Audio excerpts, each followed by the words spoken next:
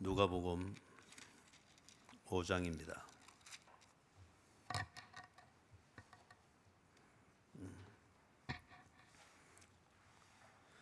누가복음 5장 12절에서부터 16절까지 같이 읽습니다. 예수께서 한 동네에 계실 때에 온 몸에 나병 들린 사람이 있어 예수를 보고 엎드려 구하여 이르되 주여 원하시면 나를 깨끗하게 하실 수 있나이다 하니 예수께서 손을 내밀어 그에게 대시며 이르시되 내가 원하노니 깨끗함을 받으라 하신대 나병이 곧 떠나니라. 예수께서 그를 경고하시되 아무에게도 이르지 말고 가서 제사장에게 네 몸을 보이고 또 네가 깨끗하게 됨으로 인하여 모세가 명한 대로 예물을 드려 그들에게 입증하라 하셨더니 예수의 소문이 더욱 퍼짐에 수많은 무리가 말씀도 듣고 자기 병도 고침을 받고자 하여 모여오되 예수는 물러가사 한적한 곳에서 기도하시니라. 아멘. 예수님이 이 땅에 오신 구세주, 즉 메시아이시다. 그리고 예수님이 메시아로 오셨기 때문에 하나님의 나라, 즉 하나님이 통치하고 자기 백성을 구원하고 그리고 하나님과 자기 백성 사이에 교제가 구체적으로 이루어지고 있다고 하는 것을 보게 하셨습니다. 이걸 보고 깨닫고 믿는 것을 통해서 자기 백성들이 하나님의 통치 속으로 들어오게 되는 이 목적을 위해서 예수님이 이 땅에 오셨습니다. 그렇기 때문에 기적 그 자체의 의미가 있는 게 아닙니다. 지금 일어난 이 분명한 약속의 성취를 보도록 하기 위하여서 다른 잡생각이나 선입관을 깨뜨리고 지금 일어나고 있는 이 일의 진실과 실체를 보도록 하기 위해서 기적이라고 하는 사건을 필요할 때는 일으킨 겁니다. 그래서 사람들이 기적을 구경하기 위해서 들여보다 보면은 기적을 행하고 계시는 예수님이 보이는 겁니다. 그런 다음에는 예수님의 실체가 보이고 예수님이 하는 말씀을 신경을 쓰고 집중을 해서 듣게 되는 겁니다. 그런 걸 위해서 기적이라고 하는 그 사건이 있었던 거죠. 그래서 앞에 4장에서 예수님이 크게 연거푸 3번을 이 기적을 베푸시죠. 베푸시는 걸 통해서 사람들이 하나님의 백성이라 생각을 하고 있는데 정작 실체를 나중에 보니까 귀신에게 휘둘리고 있습니다.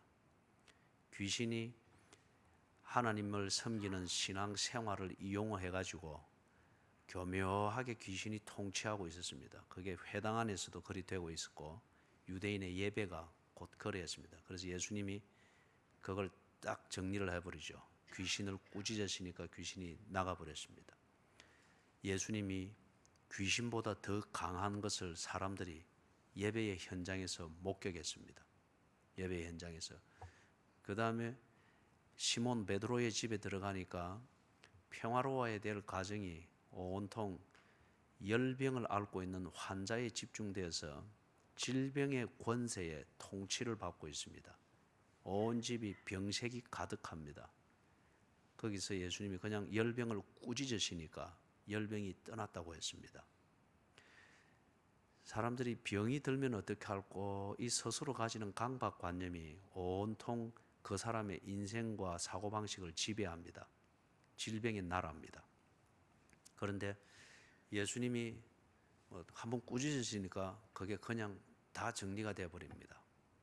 그러면은 사람들이 굉장히 싫어하면서도 늘 그게 스스로 목을 내놓고 매여서 사는 질병의 권세, 이것도 예수님 앞에서는 아무것도 아니었습니다.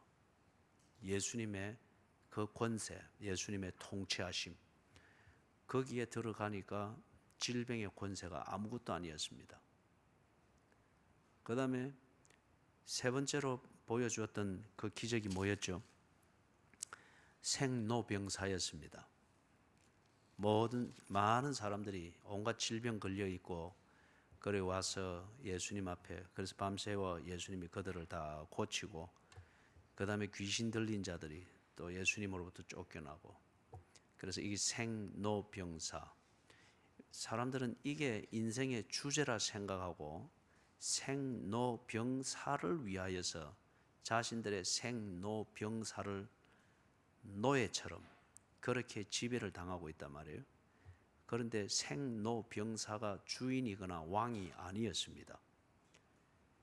예수님께서 그냥 꾸짖으시고 고치시고 만지시니까 생로병사를 사람들이 제대로 보게 되고 생로병사를 이제는 삶의 자원으로서 사용할 수 있는 사람으로 사고방식이 정리가 되고 신체가 정리가 되고 삶을 보는 관점이 정리가 되어졌습니다. 그러니까 생로병사는 삶의 현장이고 자원이지 그게 임금이 아니었습니다. 이걸 주제처럼 보여주고 난 다음에 예수님께서 이걸 아주 디테일하게 일상에서 이게 바로 이루어지고 있고 바로 이 예수님의 권세와 하나님의 나라가 일상 가운데서 이루어지고 있다고 하는 것을 이제 구체적으로 하나씩 보여줍니다. 그게 우리 지난 수요일 날 보았던 것 1절에서부터 11절의 내용이었습니다.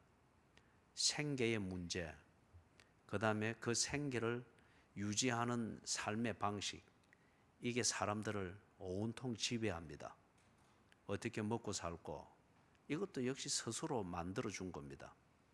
생계 문제는 내 하기 나름인데, 그런데 어느 때부턴가 사람들이 생계 문제를 왕으로 두고서 스스로 거기에 지배를 받으려고 합니다. 그러다 보니까 지가 사는 방식대로 살지 않으면 생계가 해결되지 않을 줄로 스스로 믿고 있습니다. 그래서 지가 사는 방식대로 하다 보니까 늘 굶습니다. 그리고 비굴합니다. 그리고 밥 한 끼에 인격을 팔고 인생의 목적을 팝니다. 그렇지만 사람들은 생계 문제에 대한 강박관념이 제일 우선이다. 그걸 왕으로 삼고 그걸 푸는 자기 나름대로 몸에 익은 방식대로 살려고 합니다.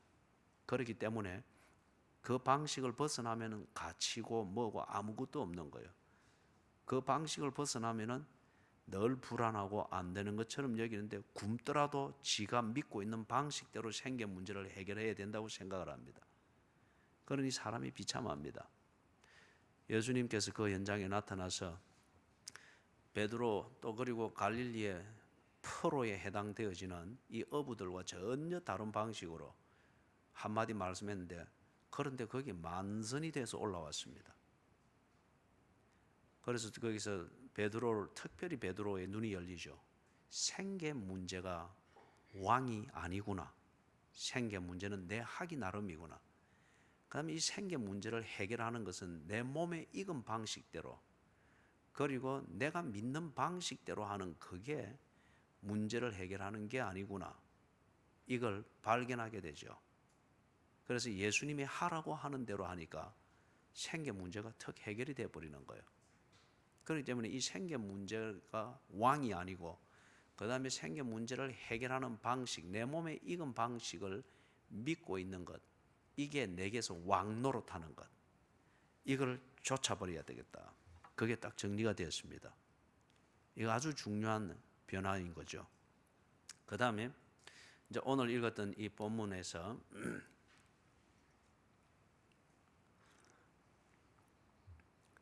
오늘 읽었던 이 본문에서는 나병 들린 사람인데 이 질병 중에서도 이 나병, 우리 표현에서는 뭐 문둥병이라고 옛날에는 그렇게 불렀죠. 그 말 자체가 저주받은 병이라는 거죠.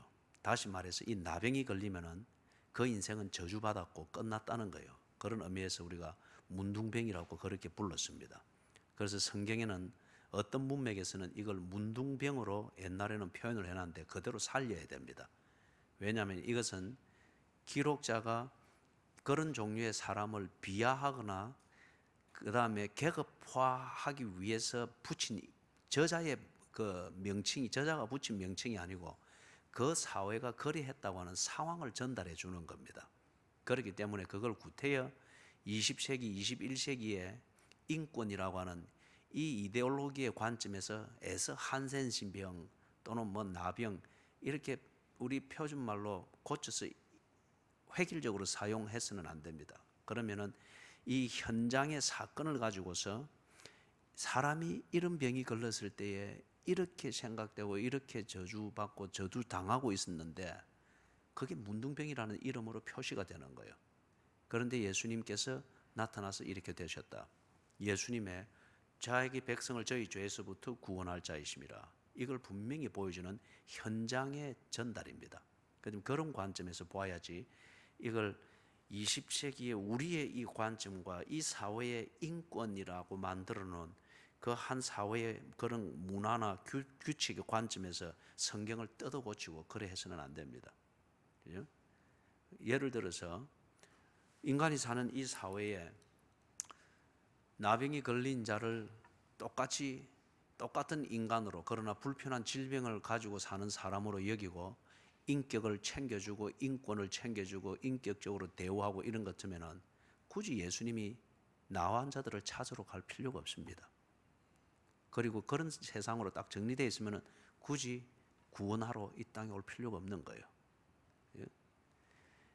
나병이 걸린 사람이지만은 사람들은 문둥병이 걸렸다고 하면서 그걸 저주의 의미로 해서 사람들을 완전히 멸시했고 저주를 맛보게 했기 때문에 지금 그들을 특별히 한 케이스로서 다루고 있는 겁니다. 자, 그렇기 때문에 여기 오늘 읽었던 이 본문에서는 뭘 말하는가? 나병이 걸려서 그렇게 생활해야 되는 게 인간의 일상의 모습 중에 하나입니다.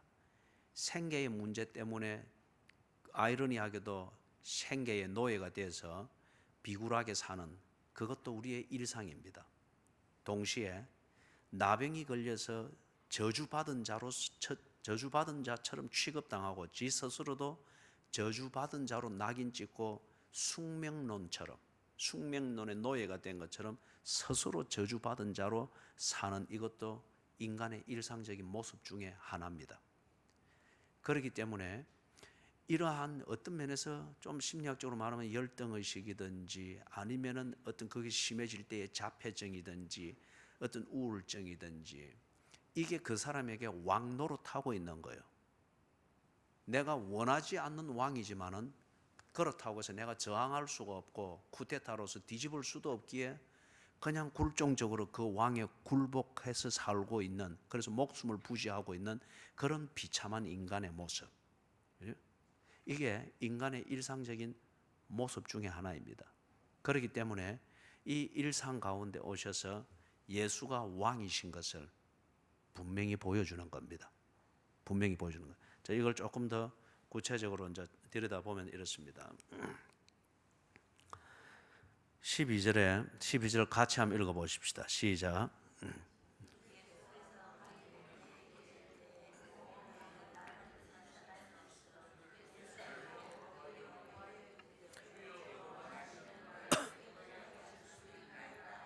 예.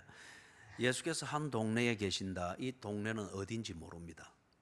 그러나 갈릴리 주변인 것은 분명하지만은 딱히 지적을 하고 있지 않습니다. 가브나움인지 아니면은 가이사랴인지 지금 딱히 지적이 되지 않습니다. 그러나 한 동네에 계실 때 갈릴리 지역이기 때문에 갈릴리에서 지금 일어나고 있는 예수에 관한 소문이 퍼져 있는 동네인 것은 분명합니다. 그런데 이때에 온몸에 나병 들린 사람이 있어.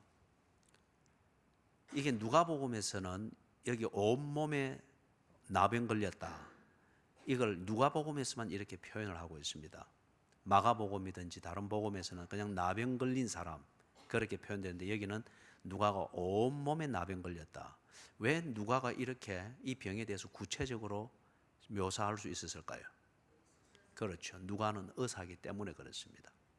그래서 여기 특별히 누가복음을 읽어보면은 다른 마가복음이나 마태복음 거기에는 그냥 사실만 표현되어져 있는 것에 대해서 특히 그게 질병의 문제일 때는 누가복음에서는 거기서 진단의 표현까지 붙여서 그렇게 표현하고 있는 것이 간간히 보입니다. 누가가 의사였기 때문에 누가복음에서는 이 어술적 용어, 헬라의 전문적인 헬라어 용어가 사용되기도 하는 것을 볼 수 있습니다. 그래서 온몸에 나병이 들렸다. 이제 나병이 걸린 것을 발견하고서 웃자고 하는 이 심리적으로 무너진 이 상태가 아니고 온몸에 나병이 들렸다. 그렇다면 무너졌으면 이미 이 사람은 만성이 되어 있는 겁니다. 사고방식, 생활하는 패턴, 어떤 사는 인생, 그게 완전히 그렇게 무너져 있는 겁니다. 심리적으로 막 불안해하고 아미네요 이 소리 들으면서 무너진 그게 아니고 몸 자체도 완전히 무너졌고 말기로 무너졌고 인생도 그런 식으로 포기가 되어져 있는 어떤 그러한 상태인 것을 볼 수 있습니다. 그런데 두 가지 차원에서 이게 일어날 수 있습니다. 하나는 온몸에 나병이 걸려 있다고 하는 자기 자신의 상태를 자기 스스로가 알기 때문에 가장 무서운 건 뭐예요? 자기 자신이 가지는 절망감입니다. 내가 내 자신에 대해서 가지는 절망감, 그리고 내가 내 자신의 삶의 내용에 대해서 가지는 절망감, 포기함, 어떤 여기에 지배를 받을 때 이거 참 대책이 없어요. 그죠? 일이 된 상태에서는 주변에서 아무리 희망스러운 것을 기회를 주고 또 줘도 그걸 다 절망으로 바꾸는 거죠. 이게 정말 무서운, 자기를 지배하고 있는 정말 무서운 왕입니다. 그런데 이 왕은 외부에서 침입에 들어온 게 아니고 내가 만들어서 내가 세워놓고 내가 지금 곤욕을 치르고 있는 그런 종류의 왕이에요. 이 온몸에 나병이 걸렸다. 어느 날 보니까 눈썹 빠지고 피부가 하얗게 변해가고, 그리고 뭔가 막 얼굴에 윤곽이 무너지기를 시작하고, 뭘 뜨거운 걸 만져도 별 뜨거운 줄 모르고 고통을 모르니까 늘 하고 싶은 대로 막 하니까 재미있게는 여겨지는데 보니까 고통은 안 느끼는데 자꾸 허물어지는 거예요. 이제 웬만큼 조십시오. 그만큼 졸았으면 됐지.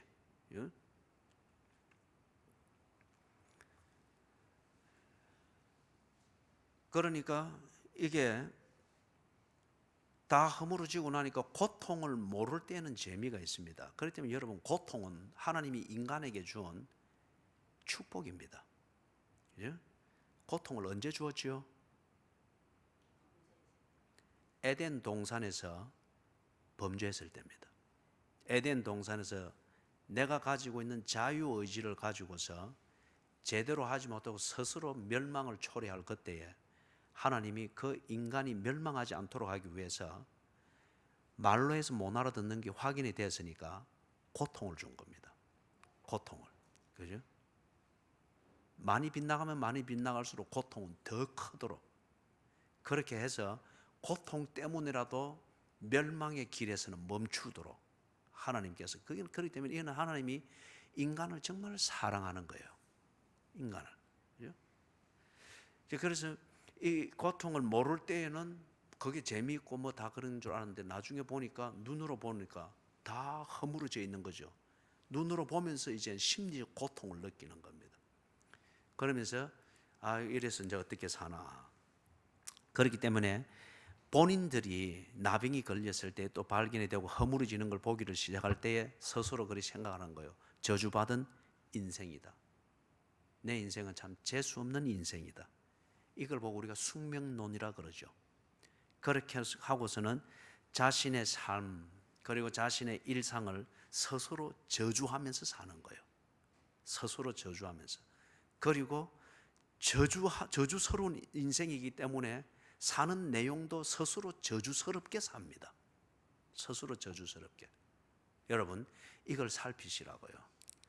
눈으로는 지금 허물어지는 게 안 보여서 그렇지만은 삶의 내용이든지 사고방식이든지 가치관이든지 이게 나병 환자 걸린 것처럼 스스로 저주스럽게 살도록 만드는 자기의 모습이 분명히 있을 거예요.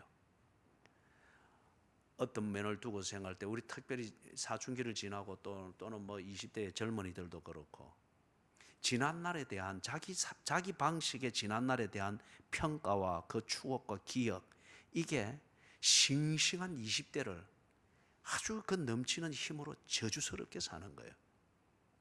지 스스로가 재수 없는 사람이라는 거예요. 나는 왜 이런 집에서 또는 나는 왜 그런 부모 밑에서 그 중요한 시기에 그렇게밖에 서포트를 못 받았을까?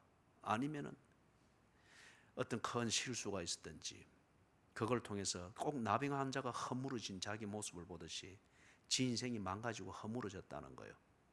그래서 지금도 허물어진 인생으로 살려고 하는 거예요. 지가 지 스스로를 용납을 못하는 거예요. 이게 온몸에 나병 걸린 사람이나 똑같은 거죠. 그 다음에 두 번째 관점에서는 온몸에 나병 걸린 사람을 그 사회가 저주했습니다. 그 사람의 주변에 있는 사람들이 이 나병 걸린 사람을 멸시했고 경멸했고 판단했습니다. 그렇기 때문에 이 나병 걸린 사람은 그걸 당연히 여겼어요. 내 주변의 사람들과 사회가 나를 그렇게 판단하고 그 결과 나를 경멸하고 사회로부터 격리시키고 인간의 권리를 추구하는 인간된 인간의 삶을 추구하는 이 권리를 그들이 박탈하고 개나 닭이나 돼지가 돌아다니듯 그렇게 돌아다니면서 눈에 보이지 않도록 쫓아버리는 이걸 당연한 것으로 받아들이는 거예요. 당연한 것으로.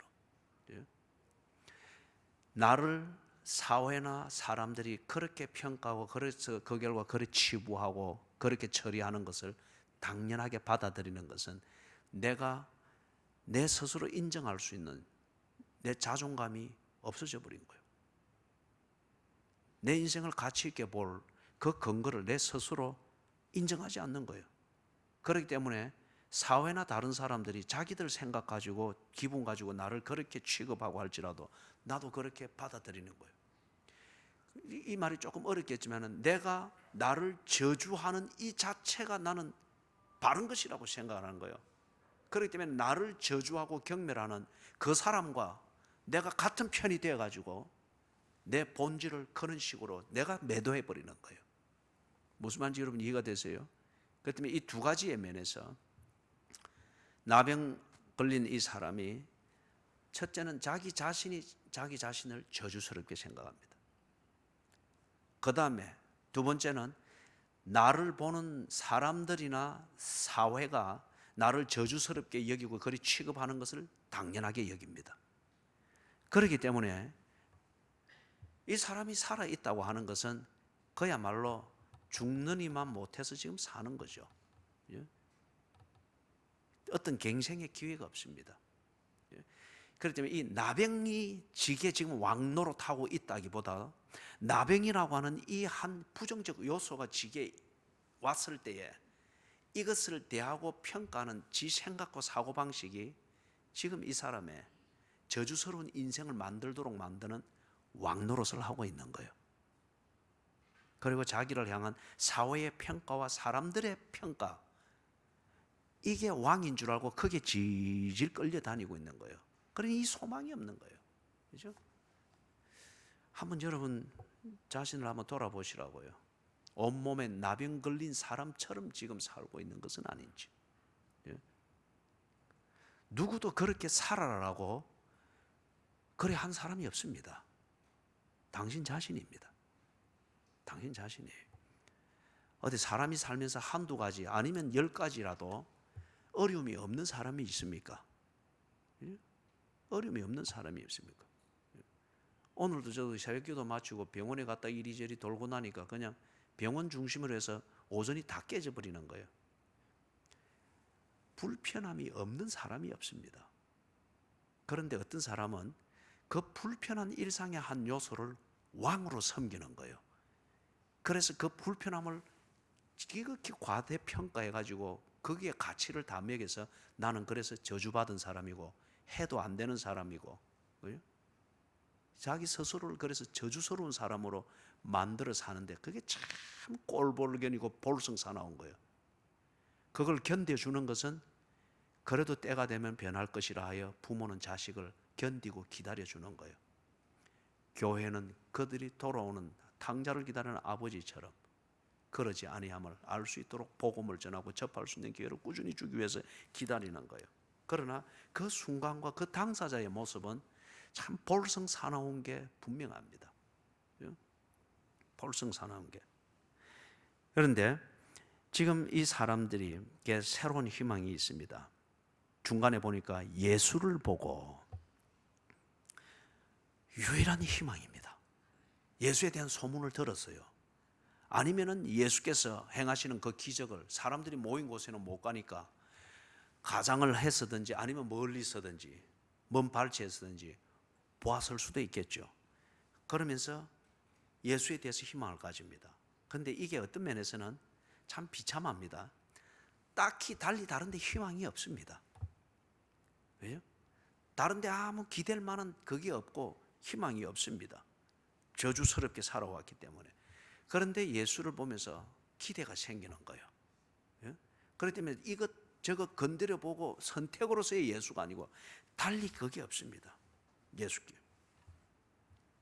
그렇게 하는 그 근거는 어떤 면에서 정상인들과 정상생활하는 사람들에게는 너무도 단순한 사실에 근거해서 오직 유일한 희망으로 예수를 삼는다고 하는 게 무모하게 보일지 모르지만은 이 온몸에 나병 걸린 사람에게는 이게 너무도 분명한 근거가 된 거예요.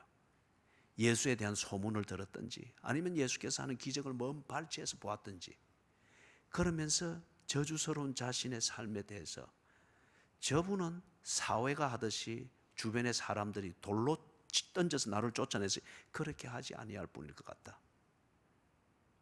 그 다음에 어떤 면에서는 예수님의 성품이나 인격에 대한 기대보다는 예수님께서 벌떡벌떡 고쳐놓는 그 능력에 대한 기대가 더 컸을 수가 있겠죠. 그렇죠? 유일한 희망을 가지고 예수님께 갑니다. 그래서 예수를 보고, 예수님도 역시 자기를 쫓아내고 경멸하는 그 사회 속에 있고 그 군중 속에 있는데도 불구하고 그 군중으로 보이지 아니하고 그 군중 속에 있는 예수만이 보이더라는 거예요. 그리고 예수에게만 유일한 희망을 삼고, 그런데 그 다음 어떻게 하죠? 엎드려 구하였다. 이게 지금 중요합니다. 엎드려 구하였다. 여기서 여러분 어떤 그 광경을 생각을 하며 이 엎드려 구하는 이 나병 걸린 이 사람의 페이토스, 그 열정을 여러분이 상상할 수 있겠어요? 보세요. 여기 지금 이 온몸에 나병 걸려서 사회도 그렇게 자기를 대하지만 지 자신도 지를 저주스럽고 인간 아닌 것처럼 저주스럽게 그렇게 사는 걸 당연하게 여겼는데, 지금 보세요. 눈이 띄니까, 그리고 희망을 가지니까 인간이 하는 당연한 행동이 나오잖아요. 보아야 될 것을 보고 희망을 보고 그 다음에 희망하고 기대하는 것에 대하여 절박함으로 그 희망을 현실로 만들고 내 것으로 만들기 위해서 절박함으로 엎드려 절하여, 이게 지금 그거잖아요. 그죠? 엎드려 절하여, 이게 인간이 하는 거잖아요. 그렇기 때문에 이 사람은 애초부터 인간이었습니다. 애초부터 희망이 없는 게 아니었고, 희망을 볼 수 있는 눈이 없는 것도 아니었고, 희망을 추구할 수 있는 힘이나 조건이 없는 저주받은 인생이 아니었습니다.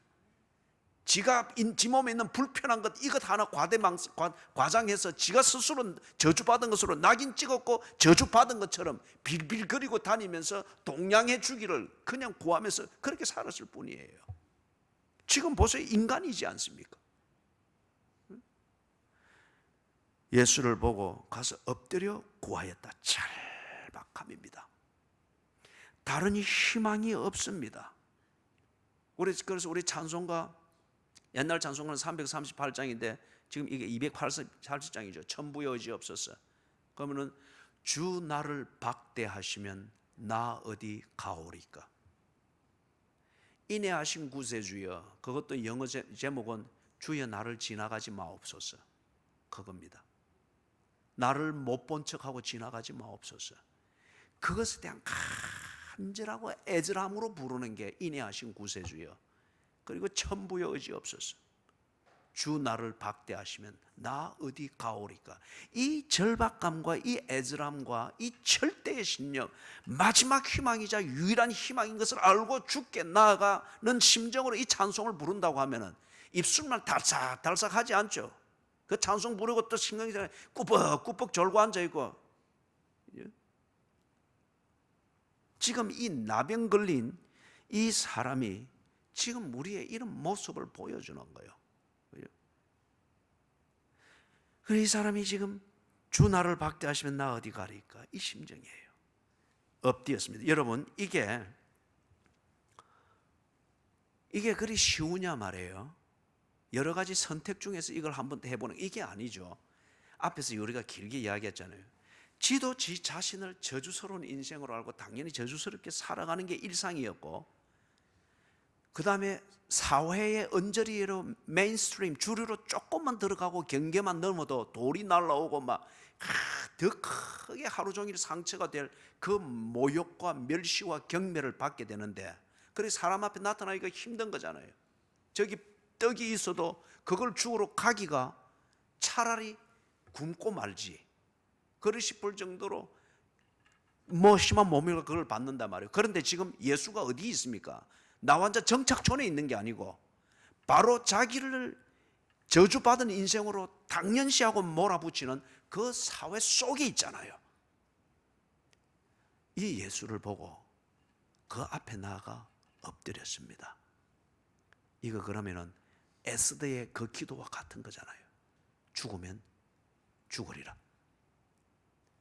그 각오와 그 결단이, 그리고 자기 스스로 올가매고 있는 자기에게 왕노릇하고 있는 이 숙명론이라는 이 루비콘 강을 탁 건너서 그 보이는 유일한 희망 앞에 가서 엎드는 것, 그래서 죽으면 죽으리라, 이 결단이 왜 있을 수 있느냐 이거죠. 예수가 보이는 거예요. 그리고 예수께 가면 희망이 있다고 하는 게 이 나병 환자가 믿어지는 거예요.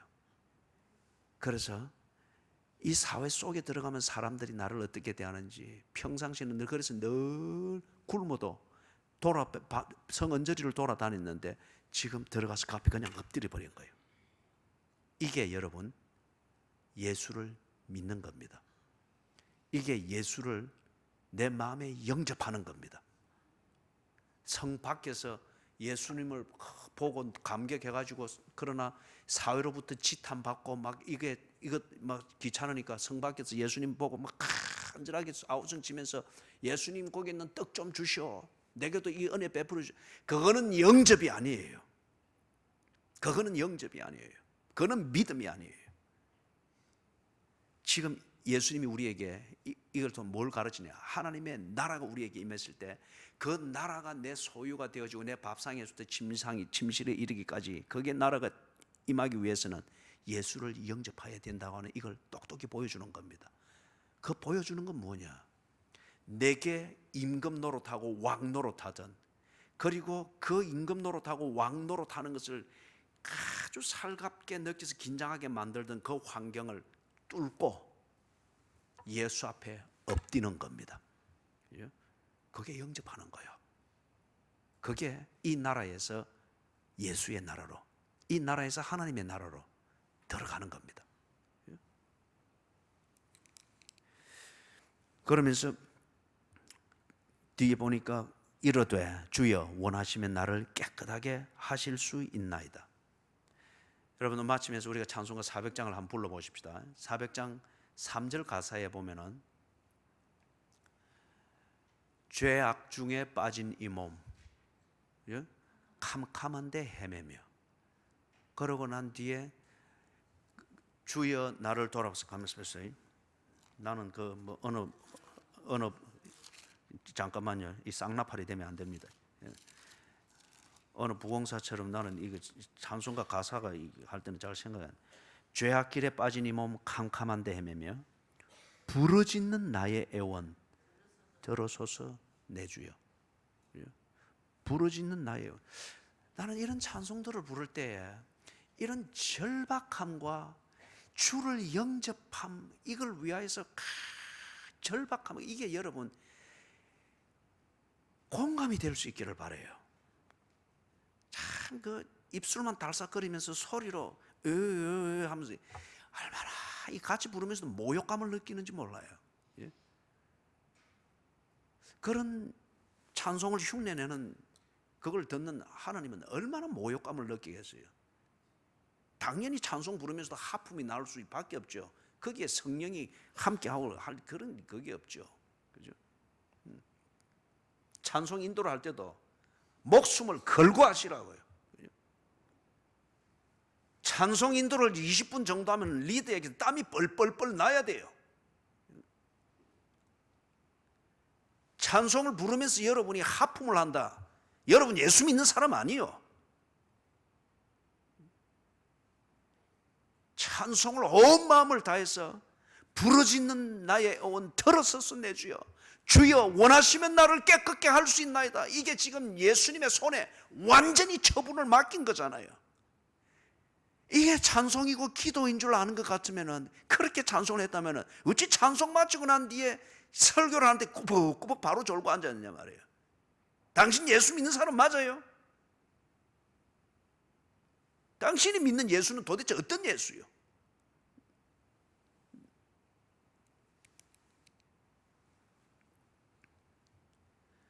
주여 원하시면 나를 깨끗게 하실 수 있나이다. 여기에 긴 설명이 필요 없습니다. 이거는 지금 한번 챙겨 입고 한번 또 작정하고 나가서 문제 해결해야지 해서 뭐 한번 종교적으로 열정 보여보고 그게 아니에요. 이거. 그죠? 앞에서 배경을 쭉 설명해 왔죠. 실감 나는 것은 찬송가 400장의 가사 특별히 3절에 부르짖는 애원 들어서서 내 주여. 저는 이 찬송 가사를 최근에는 부를 때마다 정말 이 목회 어떻게 할까 싶어요. 주님이 나를 들어주지 않으면 이 목회 어떻게 할까 싶어요. 그 절박합니다. 13절에 보니까 예수님이 대답을 하시죠. 같이 한번 읽어보십시다. 예수께서 손을 내밀어 그에게 대시며 이르시되 내가 원하노니 깨끗함을 받으라 하신대 나병이 곧 떠나니라. 지금 여기서 여러분 중요한 원리는 뭐냐?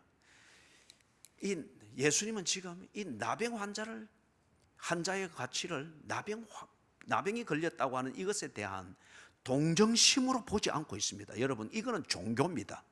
그리고 주로 내가 가지고 있는 나병과 같은 이 삶의 문제, 어떤 이걸 가지고서 거기에 대해서 불쌍히 여겨주기를 바라면서 주 앞에 나가는 것, 이거는 아주 얕은 수준의 신앙이고 아직은 동기부여의 단계예요. 부여의 단계. 지금 여기서 이 나병 환자가 예수님 앞에 지금 나아간 거는 지금 죽으면 죽으리라 그거잖아요, 그죠? 그래서 주 앞에 엎딘 거잖아요. 여기 대해서 예수께서 지금 이 나병 환자를 대하는 것은 나병이 걸렸다고 하는 이것을 불쌍히 여김도 있지만은 뭘 보는 거예요? 그의 중심을 보는 겁니다. 지금 이 나병 환자가 예수께 뭐라고 기도했습니까? 청산 유수 같은 자기 신세를 타령해서 감동시키는 이 기도가 아니었습니다. 지 속을 그냥 그대로 쏟아놓아 버렸습니다. 원하시면 나를 깨끗게 하실 수 있나이다. 이것보다 더 절박한 기도가 어디 있느냐 말이에요. 이것보다 더 처절한 기도가 어디 있느냐 말이에요. 이것보다 자기 자신을 알고 주의 처분에 맡기는 기도가 어디 있느냐 말이에요. 그죠? 누구도 자기를 원해주지 않았잖아요. 사회가 자기를 원해주지 않은 것은 두말할 것도 없고 지도 지 자신을 원하지 않았잖아요. 그런데 지금 주님 앞에 그 앞에서 무슨 구구절절 말이 필요하겠습니까? 예? 병 좀 고쳐주십시오. 그래서 나도 건강하게 해주시고, 그거는 여유 있을 때 하는 것이고, 문제는 그게 아니잖아요. 원하시면 나를 깨끗게 하실 수 있나이다. 그런데 예수님은 참 진정한 왕이십니다.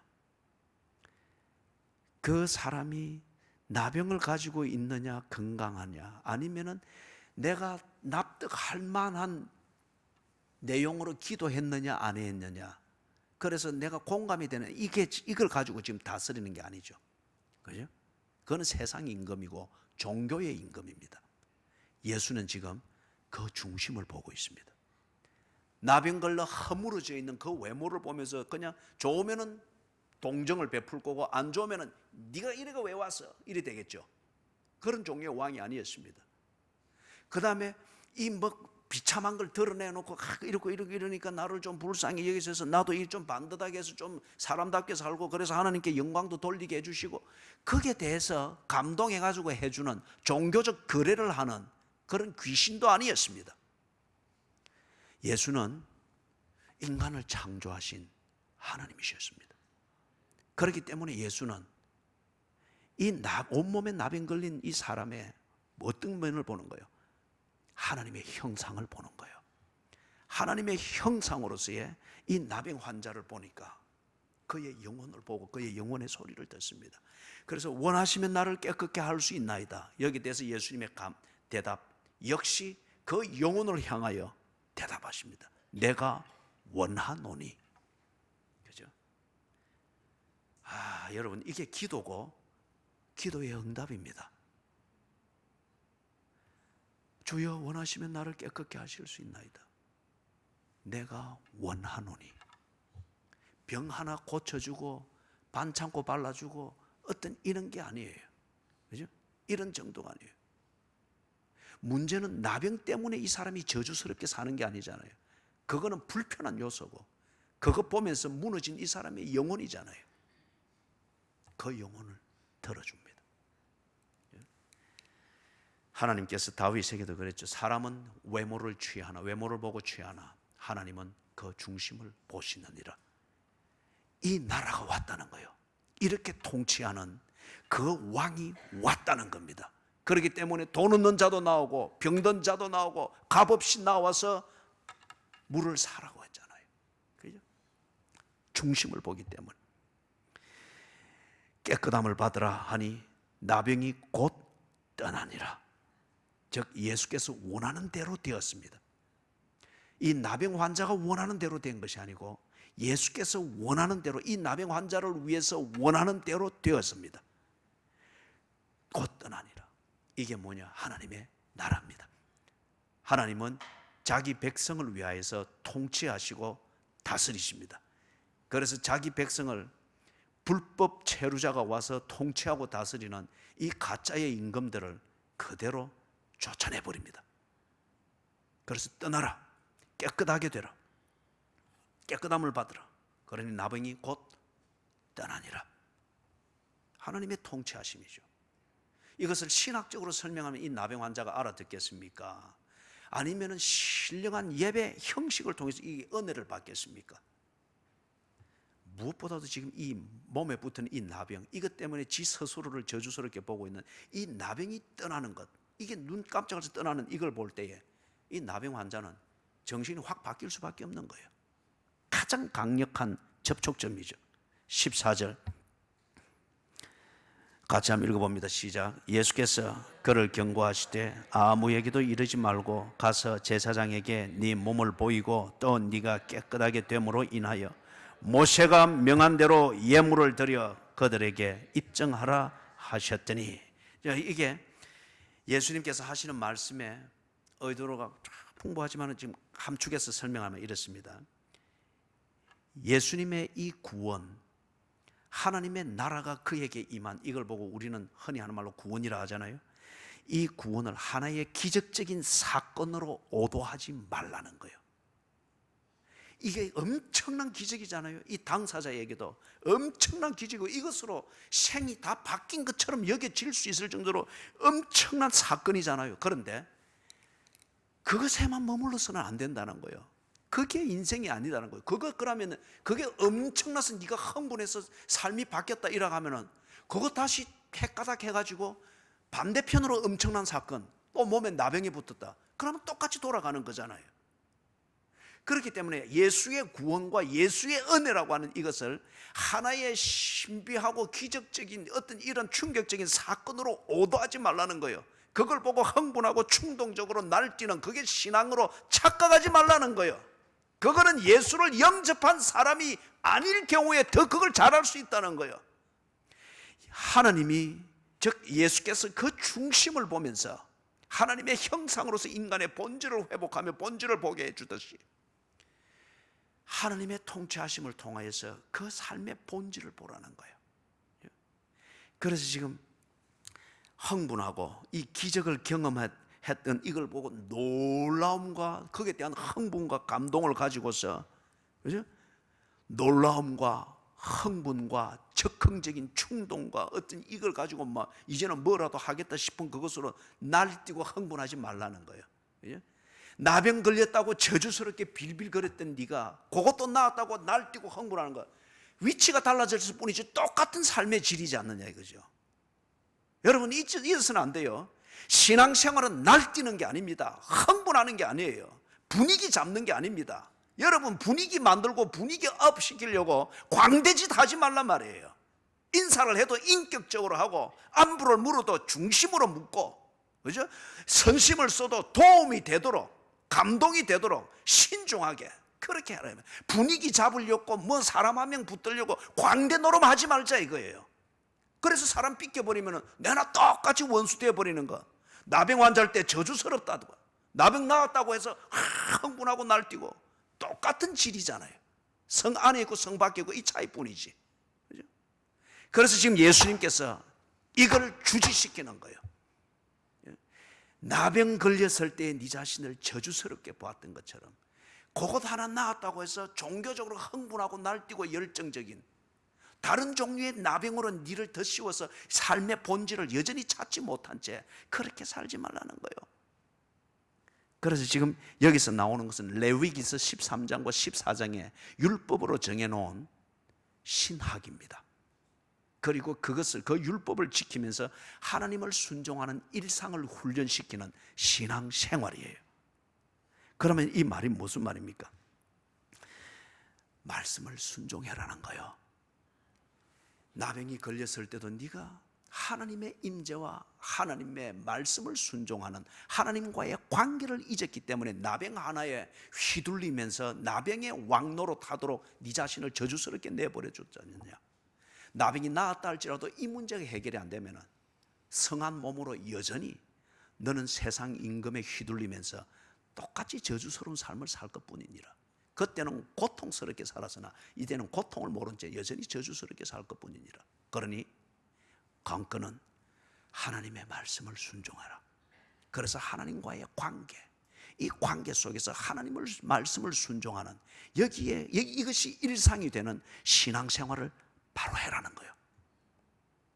그걸 가르치면서 얼마든지 흥분하고 날뛰고 적극적이고 뭔가 할 수 있는 이걸 딱 잠재우는 겁니다. 딱 잠재우고 말씀을 순종해라.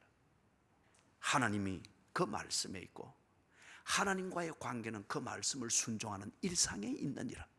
그래서 네 몸이 나은 것을 레위기서 13장 14장에서 말하는 율법대로 차분히, 이거는 차분하고 자기 자신을 하나님의 말씀을 순종하는 것에 집중하지 않으면 이 실천, 이 단순한 것 같은 이 일상은 이루어지지 않습니다. 그죠? 이루어지지 않습니다. 그래서 흥분하지 마라. 열정적이 돼. 열광하지 마라.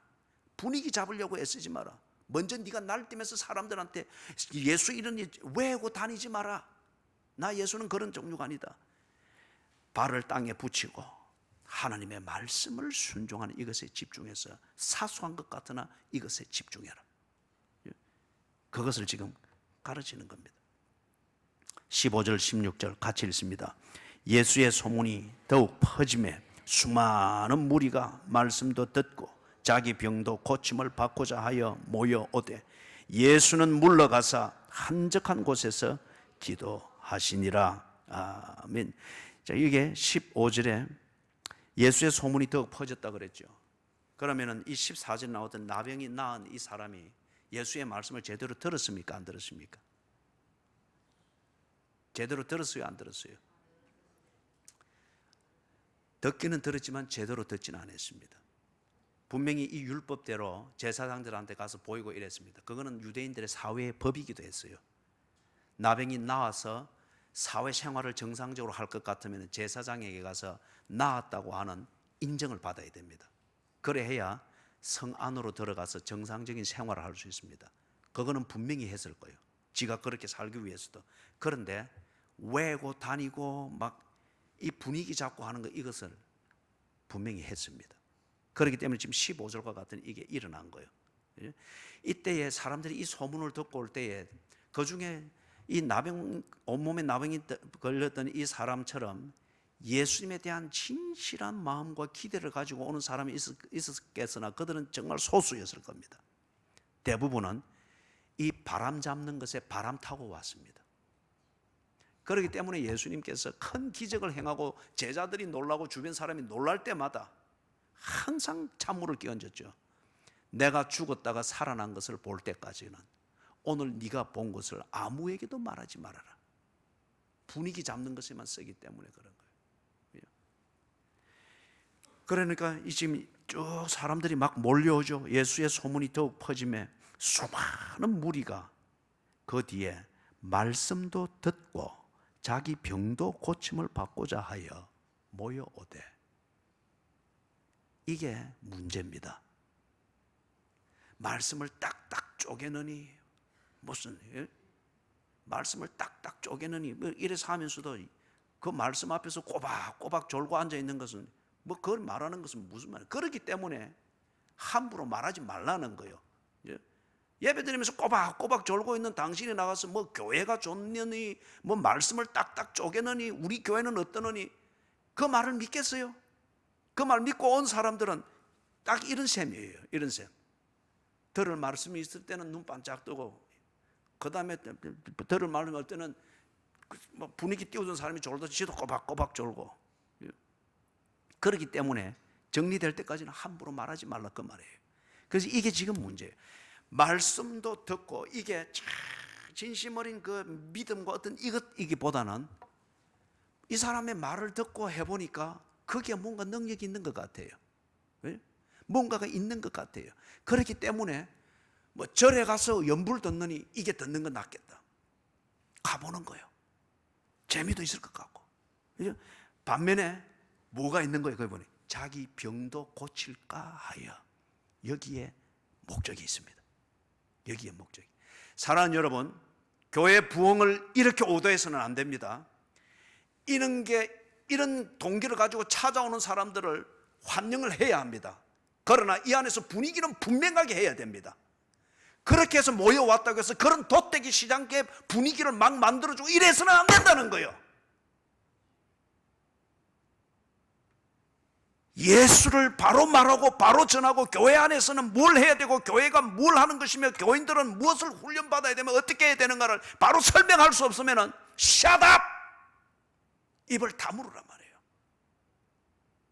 그리고 친절을 행하면 되는 거예요. 그죠? 이거는 부흥이 아니에요. 이 사람들이 나중에 예수를 죽였지 않습니까? 똘똘 말아서 예수를 죽였지 않습니까?